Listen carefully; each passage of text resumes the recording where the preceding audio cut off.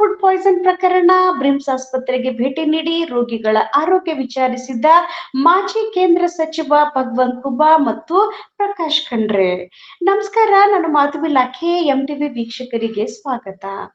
ಬೀದರ್ ಜಿಲ್ಲೆಯ ಭಾಲ್ಕಿ ತಾಲೂಕಿನ ಜಾಂತಿ ಗ್ರಾಮದಲ್ಲಿ ಸಂಭವಿಸಿದ ಫುಡ್ ಪಾಯ್ಸನ್ ಘಟನೆ ಹಿನ್ನೆಲೆಯಲ್ಲಿ ಬೀದರ್ದ ಬ್ರಿಮ್ಸ್ ಜಿಲ್ಲಾ ಆಸ್ಪತ್ರೆಗೆ ದಾಖಲಾಗಿ ಚಿಕಿತ್ಸೆ ಪಡೆಯುತ್ತಿರುವ ರೋಗಿಗಳನ್ನು ಮಾಜಿ ಕೇಂದ್ರ ಸಚಿವ ಭಗವಂತ್ ಖೂಬಾ ಹಾಗೂ ಮಾಜಿ ಶಾಸಕ ಶ್ರೀ ಪ್ರಕಾಶ್ ಖಂಡ್ರೆ ಅವರು ಭೇಟಿ ನೀಡಿ ಅವರ ಆರೋಗ್ಯ ವಿಚಾರಿಸಿದ್ದರು. ಈ ಸಂದರ್ಭದಲ್ಲಿ ರೋಗಿಗಳ ಸ್ಥಿತಿ ಕುರಿತು ವೈದ್ಯರಿಂದ ಮಾಹಿತಿ ಪಡೆದುಕೊಂಡು ಅವರು ಅಗತ್ಯವಿರುವ ಚಿಕಿತ್ಸೆ ಹಾಗೂ ಸೌಲಭ್ಯಗಳನ್ನು ಸಮರ್ಪಕವಾಗಿ ಒದಗಿಸಲು ಸೂಚಿಸಿದ್ದರು.